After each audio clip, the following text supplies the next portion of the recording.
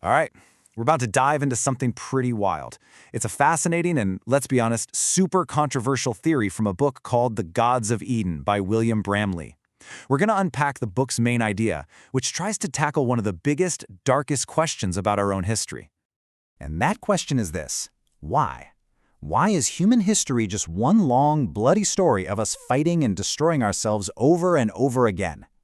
This is the exact mystery that got the author started. He was looking into why we go to war, figured it was all about money, but what he stumbled upon was something else entirely. And here it is. He said, I had a bias about what I was expecting to find. What I found instead was the UFO. So yeah, his whole investigation took a massive left turn. He went from looking at economics to UFOs. And this isn't just about, some weird lights in the sky. The book argues they might be tangled up in the very fabric of our history. So the book throws this really radical idea out there, that there's been a non-human third party pulling the strings, and a lot of the time actually starting our conflicts for thousands of years. The theory basically says maybe our wars haven't always been our fault. And a huge piece of this argument is that the whole UFO thing, it's not new. It's not a 20th century invention. The book points to all these historical records, from way back in ancient Rome to the time of Charlemagne, where people wrote about seeing weird stuff in the sky. They didn't call them UFOs, of course. They called them ships or shields in the sky, using the words they had. Which, leads to the next big question, right? If these visitors have been around for that long, what are they doing here? What's their endgame? And this question right here, it takes us straight to the heart of the book's entire theory. And that framework is called the custodial hypothesis. It's all about figuring out who or what has been shaping our destiny from behind the scenes. Yeah, the book gives this third party a very specific name, the custodians. And that word choice is super important. It's not just visitors. A custodian implies someone who has ownership, someone who is in charge of something. In this case, maybe us. So what are these custodians supposedly like? Well, the book says they're a lot like us. They look human, they're racially diverse, and they have the same range of emotions: love, hate, anger, all of it. But here's the kicker. They're not all the same. There are good ones and bad ones. And the theory is that the most brutal, power-hungry faction is the one that's been messing with Earth. And to really hammer this point home, Bramley uses this quote from an old researcher named Charles Fort. It's pretty chilling.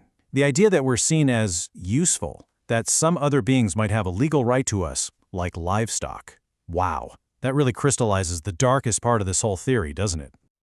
Okay, so this custodial theory, it doesn't just apply to wars. It goes all the way back, like to the very beginning of humanity.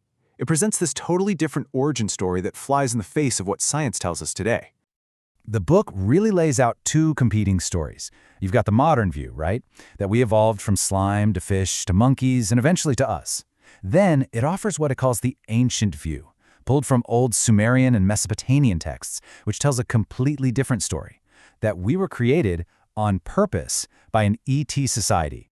And if you dig into that ancient story, the book takes those Sumerian creation myths and reads them literally. It claims these old tablets are actually describing a bioengineering project where Homo sapiens was made from the clay of the earth mixed with some god DNA for one specific reason, to be a workforce. But, there was a problem, a glitch in the system. The book points to the Mayan text, the Popol Vuh, and says the first humans were actually too smart, too capable. And their creators didn't see that as a good thing. They saw it as a threat to their control. So what do you do with a slave race that's getting too big for its britches, that's getting too smart? Well, according to the book's reading of these ancient stories, the solution was absolutely brutal: population control. We're talking about massive plagues and a great flood to, cull the herd.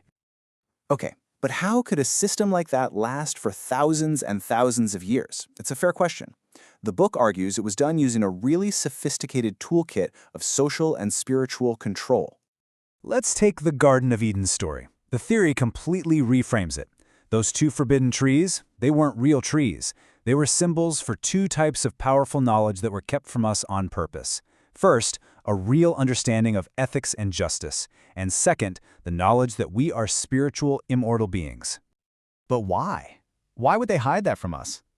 Well, if you're trying to run a slave planet, the reasons are actually pretty simple. People who know they're spiritual beings are tough to control with physical threats. I mean, if you knew you were immortal, would you be scared of dying? the whole system would just fall apart. Next up in the toolkit, division. The book looks at the Tower of Babel story and says, forget about divine punishment for being arrogant. This was a calculated move. It was social engineering. Scatter humanity, mix up their languages, and suddenly they can't team up against you. Classic divide and conquer. And this all feeds into the master plan, this Machiavellian technique the book lays out. Step 1, make people fight each other. Step 2, make sure no one knows you're the one starting the fires. Step 3, secretly help all the sides so the fighting never stops. And finally, step 4, show up and present yourself as the only one who can fix the mess you created. It's a perfect loop of control. It doesn't stop there. Even our money is supposedly a tool of control. The book makes the case that modern money systems, the ones not backed by gold, were designed to create debt that can never be paid back. It keeps us all trapped, working and worrying, too busy trying to survive to ever look up and question who's really in charge.